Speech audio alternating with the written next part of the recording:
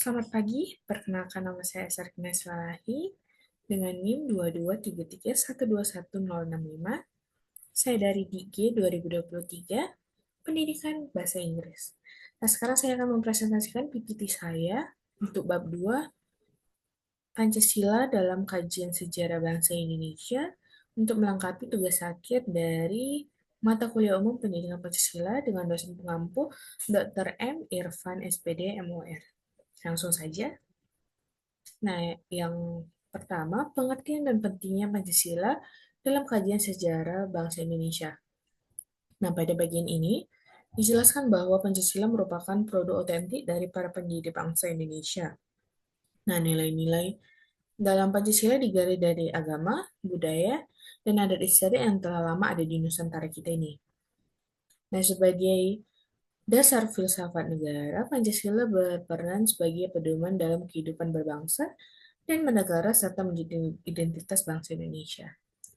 Nah, untuk yang B, sejarah Pancasila kemerdekaan.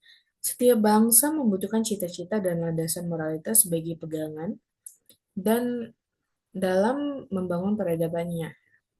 Sejarah menunjukkan bahwa kebesaran suatu bangsa bergantung pada nilai-nilai moral yang dianutnya. Pancasila menjadi pedoman bagi bangsa Indonesia dalam mencapai tujuan nasional serta menjadi persatuan dan kesatuan. Nah, nilai-nilai Pancasila dalam sejarah perjuangan bangsa Indonesia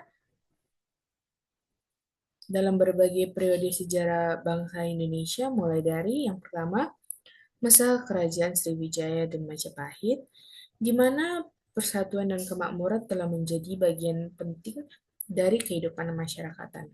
Nah, yang kedua, perjuangan melawan penjajah yang menunjukkan semangat kebangsaan dan persatuan dalam merebutkan kemerdekaan bangsa Indonesia. Yang ketiga, kebangkitan nasional 1908 dan Sumpah Pemuda 1928 yang memperkuat rasa persatuan di antara berbagai suku bangsa di Indonesia. Nah, yang terakhir masa penjajahan Jepang yang kita tahu sangat sangat brutal, gimana meskipun ada tekanan dari Jepang, semangat kemerdekaan tetap tumbuh dan berkembang. Nah, terus selanjutnya sejarah Pancasila dalam pasca kemerdekaan. Nah, perjalanan Pancasila terus berkembang setelah Indonesia merdeka. Yang pertama, pada era Orde Lama, Pancasila digunakan sebagai dasar dalam membangun negara yang baru dan merdeka. Nah, yang kedua, era Orde Baru, Pancasila dijadikan asas tunggal dalam kehidupan politik dan kenegaraan untuk menanam stabilitas nasional. Nah, yang terakhir, era reformasi, Pancasila kembali ditempatkan dalam konteks yang lebih demokratis dengan menyesuaikan perkembangan zaman tanpa kehilangan nilai dasarnya.